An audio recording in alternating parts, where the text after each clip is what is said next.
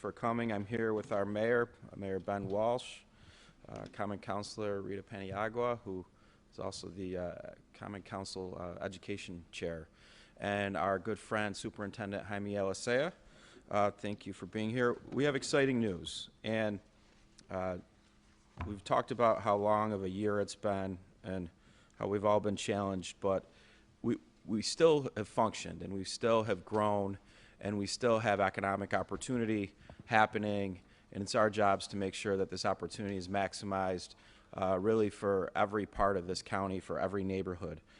Specifically today, I want to highlight the investment from our friends at Amazon. It kind of got really put to the back burner during the pandemic, but right now we have a company that's developing over 4 million square feet of space in Onondaga County. It's just unheard of. $400 million worth of investment between 3 different facilities. You'll have essentially 1,600, potentially more than that, jobs coming online in late 2021. What an opportunity. And one of the things that is important related to the new corporate citizen like this is giving back. And one of the things that when we were courting Amazon to come here and why they should be here is we talked about the relationships in this community and how there's really synergies and intentionalism, and the leaders in this community would get along. And we talked about the STEAM school, and we talked about how unique of a project this was, a project that you would have a county-wide reach to all of our kids, focused in on the curriculum of tomorrow. And that was a big selling point for them. And it's something that they have been excited about since. And we're happy to announce today that Amazon will be donating $1.75 million to robotics and computer science technology improvements at the STEAM school. So we're really excited about that. Yeah. And certainly this project was part of a bigger vision, and the mayor put together with his team the Syracuse Surge initiative, and that vision, I kind of feel bad for the mayor because we're in the heat of this, a pandemic hits, and a lot of these things that were all falling into place kind of got stalled. But stalled is not derailed, and we are not derailed on this project. So I want to welcome Mayor Walsh up here, thank him for his partnership, and to kind of remind us about the great opportunity we have with the STEAM school. Mayor? Thanks, County Executive. This is really, really exciting. I want to acknowledge your partnership in this endeavor and so many more. I want to acknowledge Superintendent Elisea and his team from the school district, who are great partners.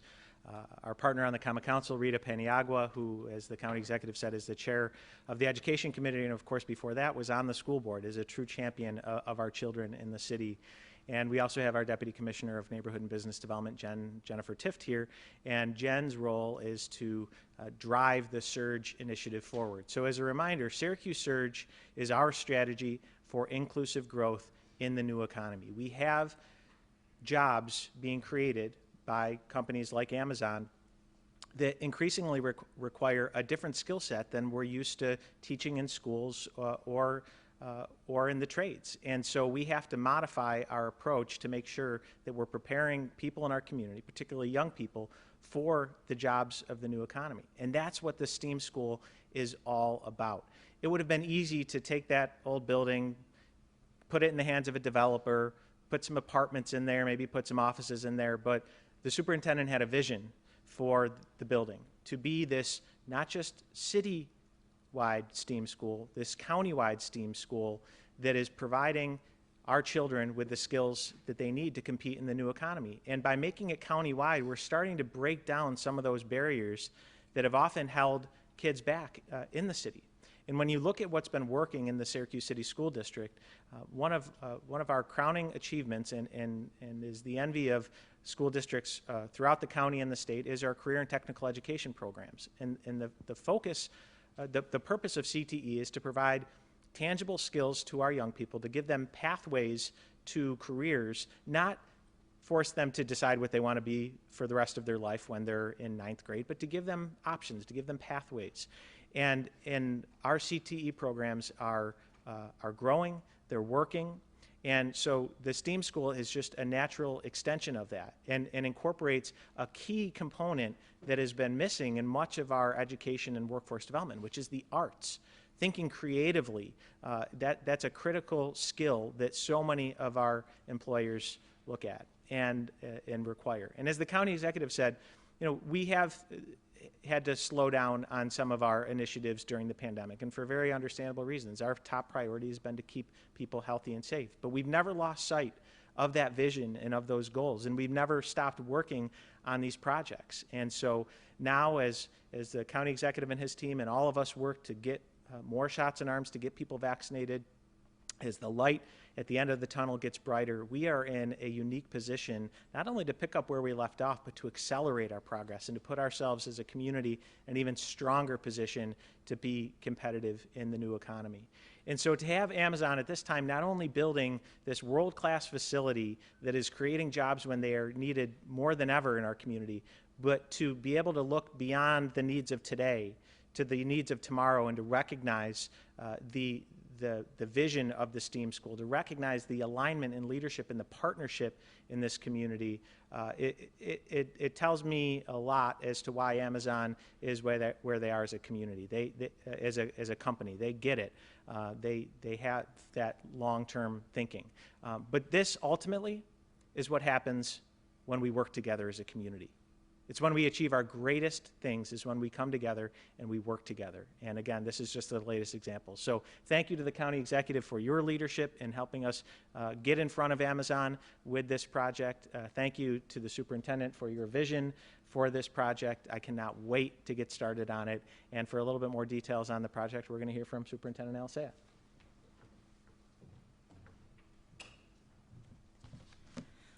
Thank you, Mayor. Thank you, County Executive. It is my pleasure and my honor to be here this afternoon. On behalf of the Syracuse City School District and our partners, the state-of-the-art STEAM school, we would like to thank Amazon for their generous commitment to our vision and to our students, not only to the students in the Syracuse City School District, but all the students in Onondaga County. We hope that this innovative school will serve as a way to help students with an interest in science, technology, engineering, math, and like the mayor said, the arts, something that we have not addressed in the district yet. We do have great art programs. We're building the capacity, but this is gonna give our kids a different experience and opportunity. Amazon's donation will help fund robotics and computer science initiative at the STEAM school, ensuring that our students are prepared to enter the workforce, perhaps even the new Robotics Fulfillment Center in Onondaga County. Community and business partnership are essential to the STEAM high school, and we are very appreciative to the team at Amazon for investing in our students and our city and in our county, because we can all improve together. In closing, I want to thank both County Executive McMahon and Mayor Walsh for their commitment to the STEAM high school from day one. There are a lot of moving parts, but this vision will be a reality in the city of Syracuse and in Onondaga County soon. Thank you. At this point, I think we have a video from our friends at Amazon. I can't see it, but tell me how it goes. My name is Ryan Smith, and I'm proud to serve as Director of NACF Amazon Robotic Operations. On behalf of Amazon and the more than 34,000 employees across the state, thank you for joining us today.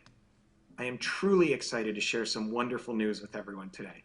But first, I'd like to thank County Executive McMahon, Mayor Ben Walsh, and countless others for welcoming Amazon to your community. Your support is very much appreciated, and we look forward to investing our time and resources in the community for years to come. The Empire State and its incredible workforce have been vital in our ability to serve our customers, and we're excited to continue to invest in communities across the state.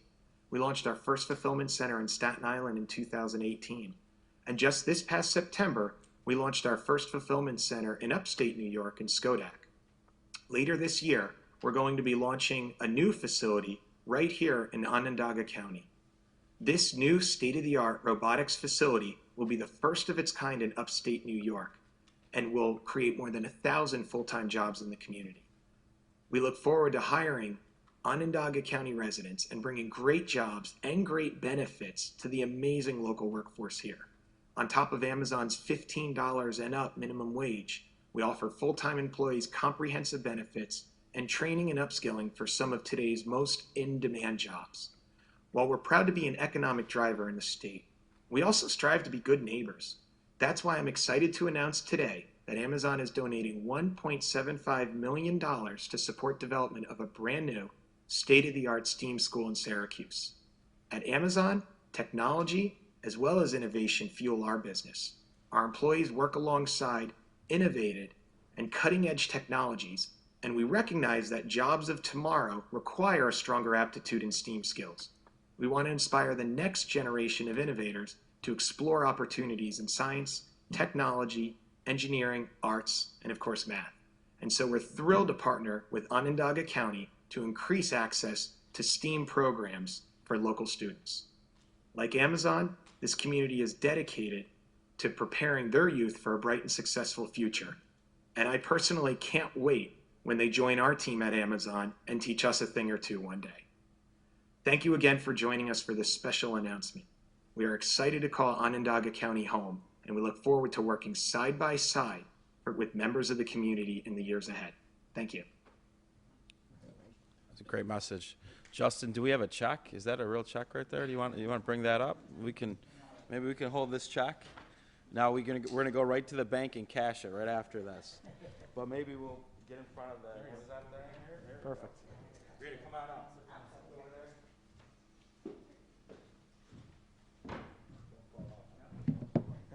No te vayas a ir. Good.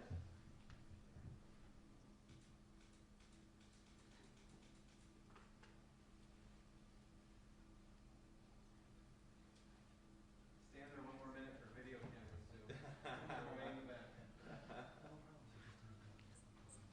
Let us know when we're good. Jack, what do you think? Okay, Jack said good, great, awesome. Okay. Excellent. Thank you. Perfect. All right, questions for members of the team? So $1.75 million, that's a chunk of money. Yeah. It sounds like it's earmarked for some specific programming at the school. What specifically can be purchased with the money that might be added to this project that wasn't there before? Yeah, these are technology investments, right, in the technology in the building. We'll work with the superintendent and the mayor as they're putting together with the project. You're going to have a construction budget, right? Then you're going to have a curriculum that certainly will help drive what the necessary items are. So the large investment, the money will be flexible to meet the needs of the school. Are there any naming rights involved or anything like that? Not at this moment, right? Not yet. This is just a donation. How much money is actually kind of projected to be the total budget amount or a ballpark budget amount for the STEAM school, and how much will this investment from Amazon help? Yeah, and if I get my numbers wrong, the mayor can grab me or the superintendent, but the state essentially has agreed to reimburse, I believe, around $74 to $75 million worth of costs. And so essentially the model would be the county would go out and bond for the project. We would then have the building transferred to us for the period of time of which the bonds were being paid back by the state. And then at that point, we would transfer the building back over to the city and the school district. But if there's, again, there's still a process now. We have to go through, work on some final agreements between all three parties, and then the fun start. The fun starts, right? We start to look at construction, and you start to the superintendent's teams looking at curriculum, and get ready for a great school class at some point in the near future.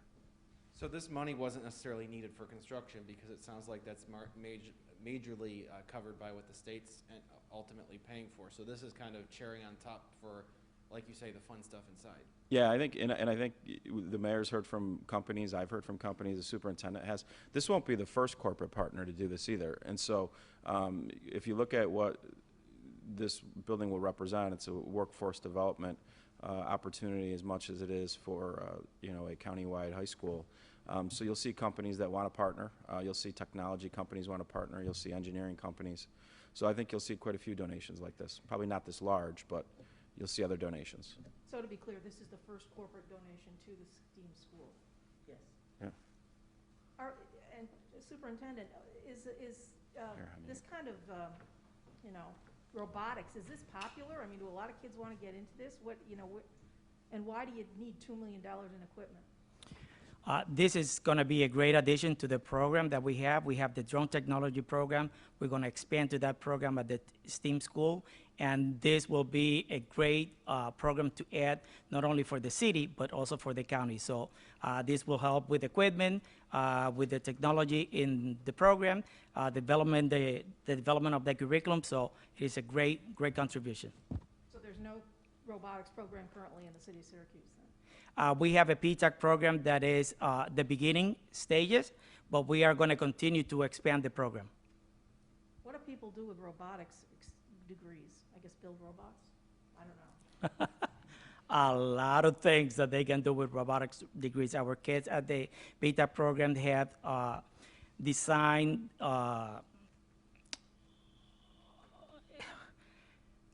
let me think. They designed kind of like an animal that will make some noises to scare the deers away in the city. They have designed some programs, some different things to support the kids in the school and people in the community. So this program will benefit our kids with running the drones and all that.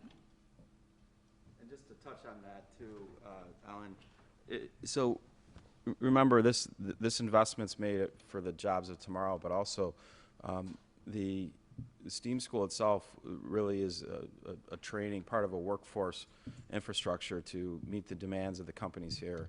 So if you think about the investments that Lockheed Martin has made, and you think about recently Saab Census won another large contract, another 50 jobs. Think what happened at SRC and TTM, Anaran, Hill-Rom.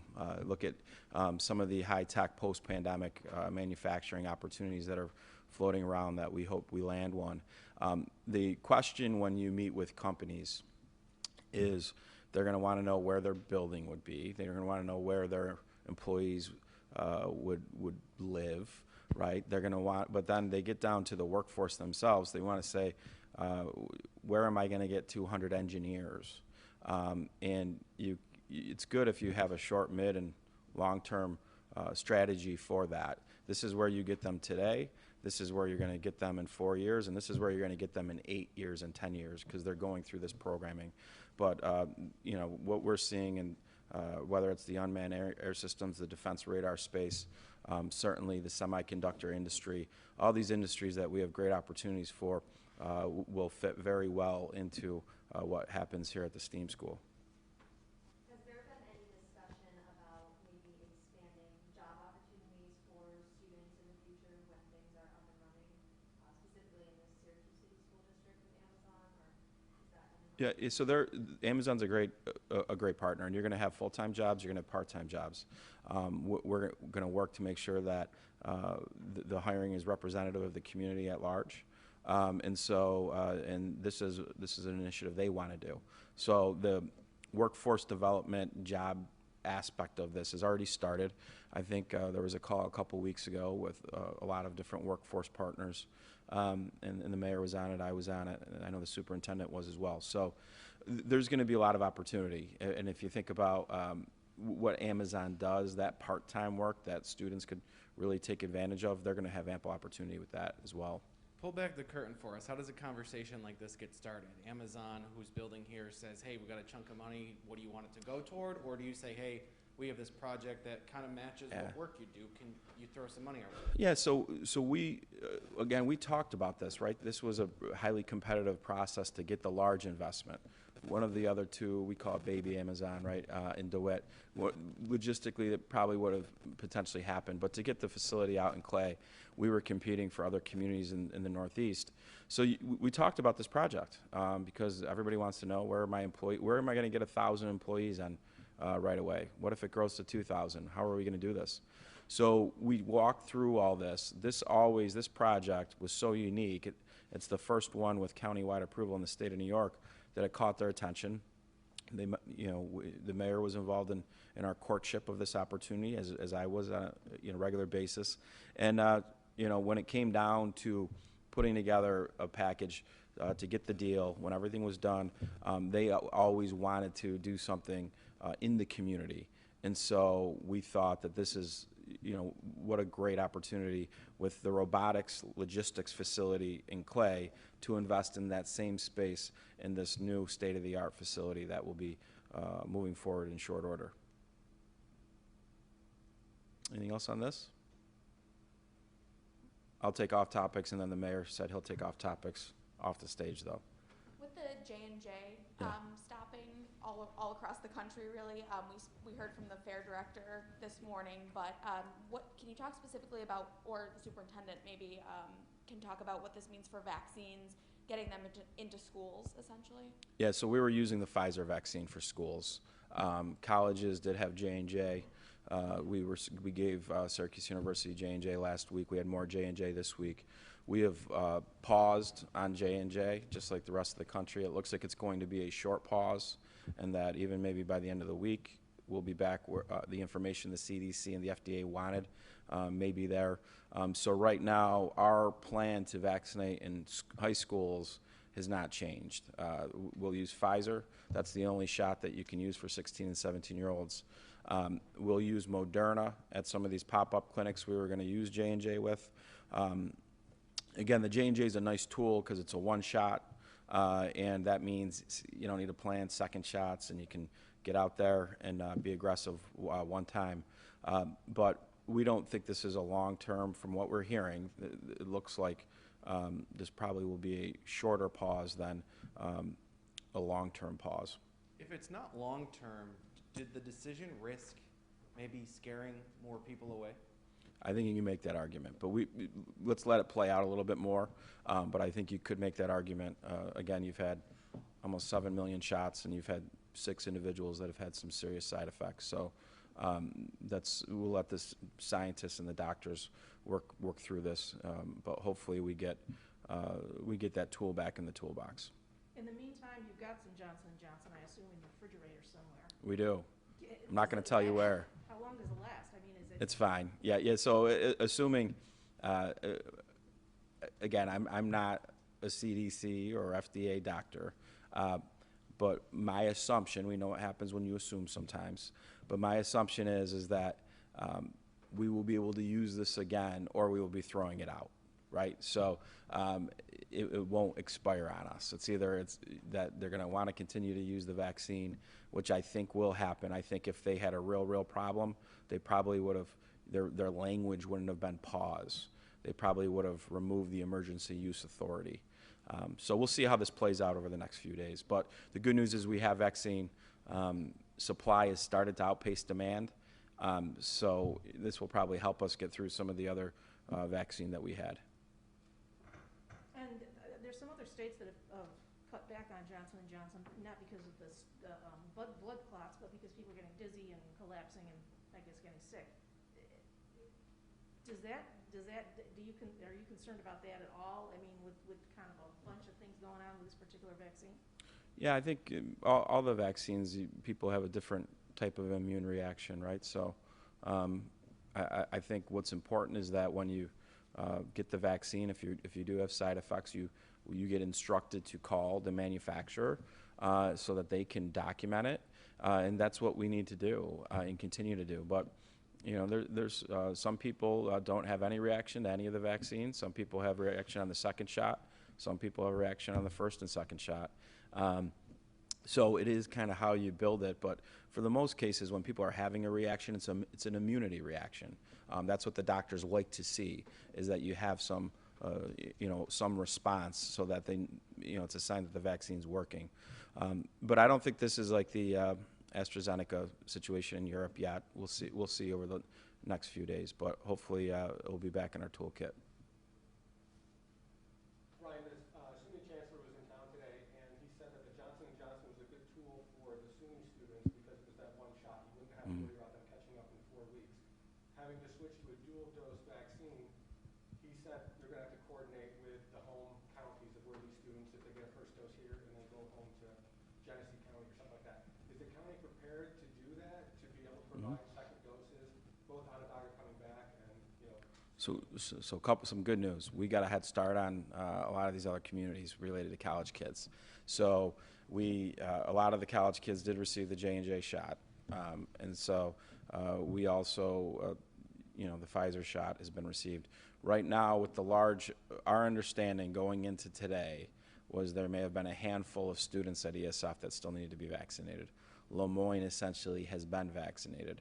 Syracuse University, we're still trying to get a grasp on how many students are left, but thousands have been. So if you look at Syracuse University's schedule, they still have over 4 weeks left. We transferred some Pfizer there today, so 3 weeks falls within the regular academic calendar. The communities that are kind of late to the game with vaccinating the students are going to run into that very situation, but certainly we'll coordinate with any other county, just like we do all the time, related to a positive COVID case. And you had some folks coming up for Johnson & Johnson from like New York City, like for today, right? And so you're getting... Yeah, so they got a game time decision, right? If they're going to the fairgrounds, and do they want to come back in 3 weeks for a Pfizer? We'd love to have them back. They should stay the night and stay at a hotel.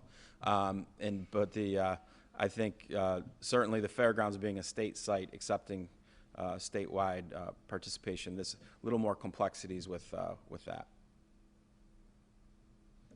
Any other off topics for me? Thank you. I'd like to actually hear from, I guess, all of you on this.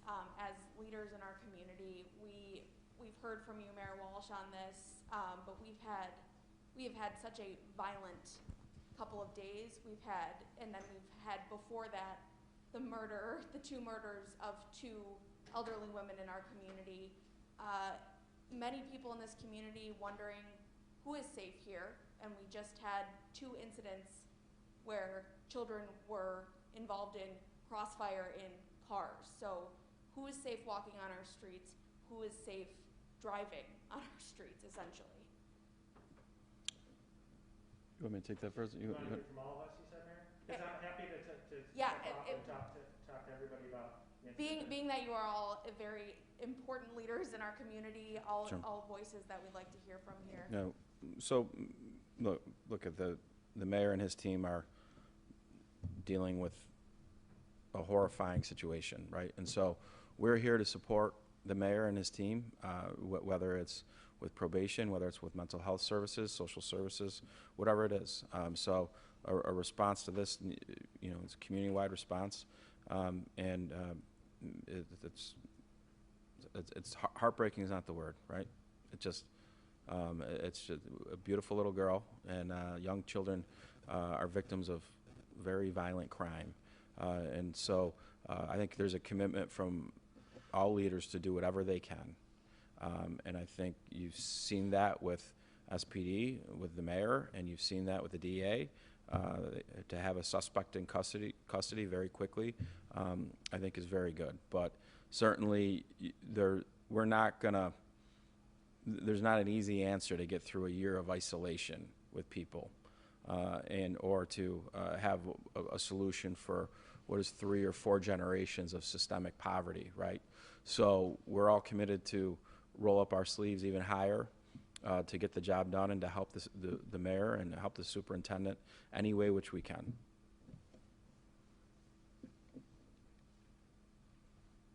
Did you want to hear from Jaime? Okay. Yeah. Yeah.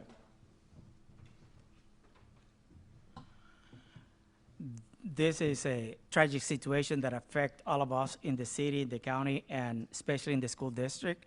The kid, the 8-year-old, is a student in one of our buildings. Immediately, we activated our crisis management team. We provided support to the students and the staff in the building. We also communicated with other schools throughout the district because there are a lot of relatives in many of our schools. So we are out there working, supporting our kids, getting in contact with the family, and providing that support in collaboration with the county and with the city. We need to continue to work together. The community got to come together so we can address these issues in the community. Can you tell us which school the 8-year-old attended or is attending? I will not. Sorry about that. Anything you So- would like to have the community know or her classmates that might be learning about this? Again, we are working with the students in the building where she attended. The principal has been in communication with the families. I also have been in communication with the families. So we are working together to support our kids and to support our families and to support our staff.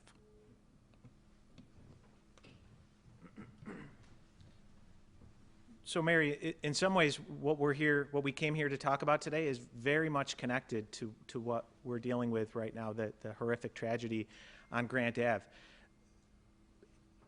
By the time a young person has a gun in their hand and is considering pulling the trigger, in many ways, it's too late. We've already failed them.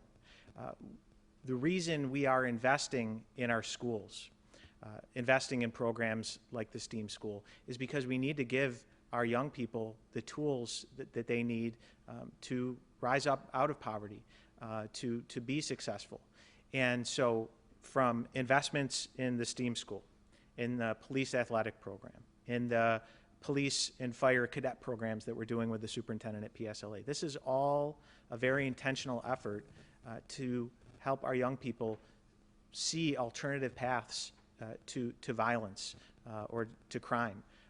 Far too many of our young people, they can't see past those issues, and we need to help guide them on those pathways. So it is all very much connected to what we're doing. And while we certainly grieve for those that we've lost to this senseless violence, we always need to be mindful of those that are still with us and that are impacted by it. The superintendent mentioned there's a young girl that is going to be going back to school after having been shot and is going to have to talk to her friends and her teachers about that. That is traumatic, and not just to that poor little girl, but to the entire community. And so that's why it's so important, again, that we work together to make sure that the superintendent is providing all the necessary resources to our young people, the mental health support that they need to help deal with the trauma. That we're working closely with the county that provides the vast majority of our human and health services in the county, including in the city, is in lockstep with us to make sure that we are wrapping our arms around these kids and around these families to help them deal with something that no one should ever have to deal with.